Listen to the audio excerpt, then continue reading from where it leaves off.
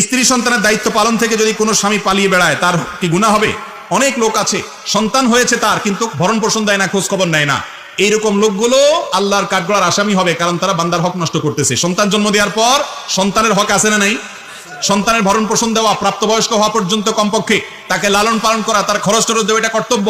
আপনি সন্তান জন্ম দেওয়ার পর সেটা শ্বশুরবাড়িতে রেখে, স্ত্রীর উপরে ফেলে রেখে আপনি চলে গেলেন, অভিমান করে, রাগ করে বা যে কোনো কারণে, একজন মুসলমানের জন্য এটা জায়েজ হতে পারে না। এরকম যদি কেউ করে তিনি আল্লাহর কাছে অপরাধী হবেন। এমনকি তিনি আরেক বিয়ে করেছেন, তাই বলে তিনি প্রথম শহরের সন্তানদের খোঁজ খবর নেবেন না, স্ত্রীর ভরণ পোষণ দিবেন না, এরকমটি যদি করেন তাহলে তিনি বান্দার হক নষ্ট করছেন এবং কবিরা গুনাহ করছেন, অপরাধী হিসেবে বিবেচিত হবেন।